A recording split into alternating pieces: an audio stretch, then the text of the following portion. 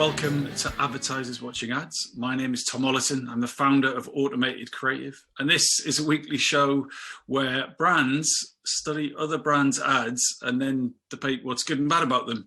And this week I'm joined by some very special guests, so let's meet them. Hello, I'm Mary Keane-Dawson and I'm Group CEO of Takumi, the world's largest influencer media business. Hello, I'm Frederico. I'm a digital marketing manager in Europe for Budweiser brand group, the biggest beer company in the world. Hello, I'm James Sanderson. I'm a global practice lead at ICP, which is a boutique consulting firm. Brilliant, guys. Thanks so much for joining us. So let's watch this week's ads. Elton John, audition, take one. My name is Elton John. Cut there. Little less showbiz, Elton. My name is Elton John. Bit more showbiz. My name is Elton John. Let's go for your Michael Caine impression. Just let's see what it's like. My name is Elton John. Beautiful. Cut there. The more people in society that get vaccinated, the more chance there is of eradicating the national COVID pandemic. It's really important to know that the vaccines have all been through and met the necessary safety and quality standards. So this is the bit where you're going to have the vaccine now, Elton. So Right. Just kind of pretend that you're having the vaccine from a nurse. Oh, What was that, Elton? that was me acting. Okay, let's cut there. And as you can see, I'm still standing. Yeah, yeah, yeah. Wow. Okay. Thanks, Elton. We'll let you know. Oh, well, at this short notice, you won't find anyone bigger. Thank you. Hello, my name is Michael Caine. I've just had a vaccine for COVID. It didn't hurt. Not many people know that. And cut there. Marvellous. That was fantastic. Thank you. Sir Michael. Claire, let the little fella know he didn't get the job.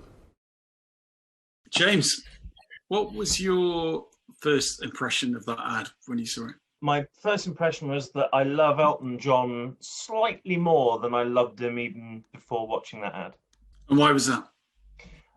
Because it's a really, really cheesy script that Elton hams up brilliantly. I really like the ad in overall. If you look in the overall ad, right, this makes totally sense because the audience for that's for older people. So everyone who is a bit older on the vaccine age group that they want to target, right, they would understand that. So I was not the target group for that ad. So the first time that I watched it, I didn't quite understood. So the second, the third time that I watched it, then I could fully understand the ad. Well, my first thought was, well done, Elton, well done, Michael, you're doing your bit and that's important. And I'm certainly not criticising them for their, for the point that they were making about trying to encourage people to take the vaccine. I think that's really important. I suppose the thing that I was struck by was the fact that it was so very much aimed at white middle class people, and the major issue is that we keep on hearing about in the news and elsewhere is that people from black and ethnic minority backgrounds are not in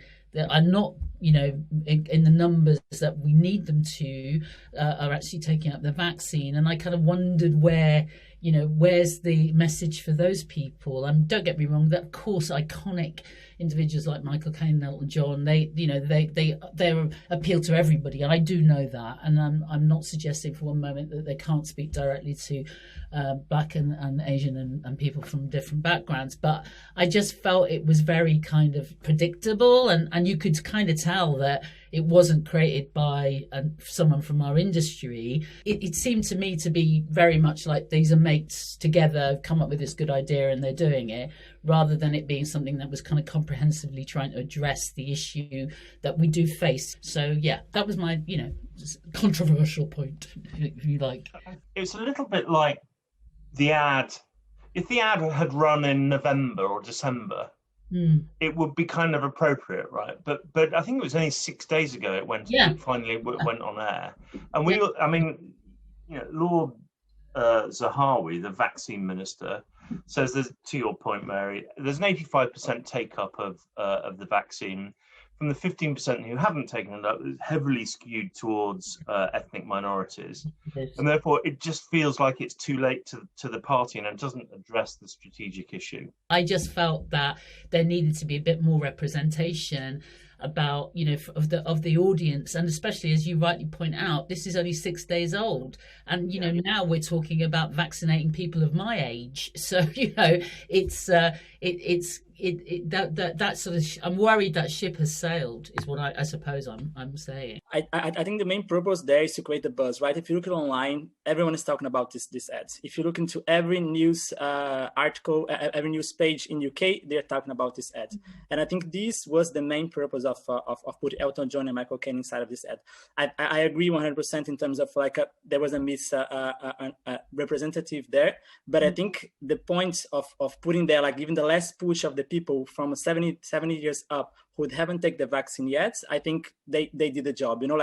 Everyone is talking about, so we're here discussing this. If you're looking into Twitter, everyone is also saying this. So I think they did the job in a certain way, who give the extra push to the people 70 years plus to go there and get the vaccine. I think, and I don't know, and I'm not an expert in this subject, but from the 15% of our population that haven't taken the vaccine, they're not taking the vaccine to be awkward. There are some very real fears that they have around, and let's not go into into that subject. And I'm just not convinced that a humorous execution using a 70-odd-year-old pop star is the right way to address those real fears. That's just, I'm sorry to diss it, much as I love you, Sir Elton, and Sir Michael, dear sir.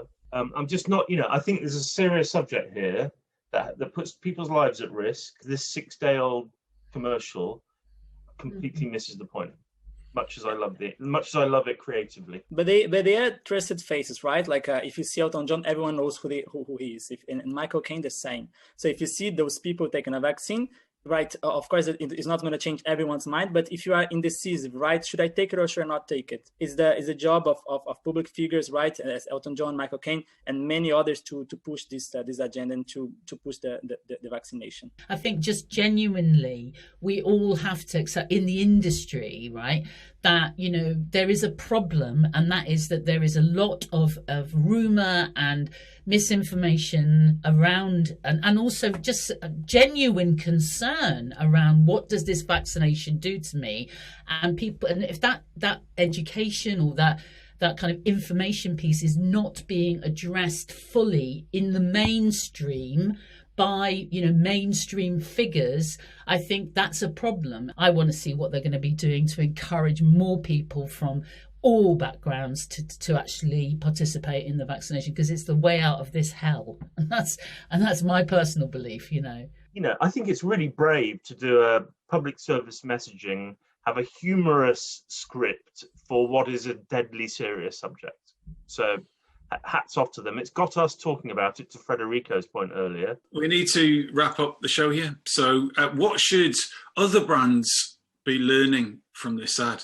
I think first thing is to know your audience, right? I think the main discussion that we had here today is that you really need to know who is your target audience. For example, it was my first point when I watched the ad the first time. I didn't understand because it's not from my time. I didn't get the jokes and everything, so I had to rewatch it a few times. But if you live back then, right? So once Elton John song was up, Michael Caine a line was up, you get those jokes. So you relate to that, right? So relate to the people who are passing on the message, which is very important to once you're creating an ad, to know really your public, your target audience and who you're communicating to. Yeah, I mean, I agree with all of that. I think personally, it was a missed opportunity. There is a bigger challenge, and I really hope that the government and the agencies that are working for the government on this communications campaign address that really effectively, rather than just kind of leaving it to the news services to try and persuade people from, that the vaccination is safe to take. I think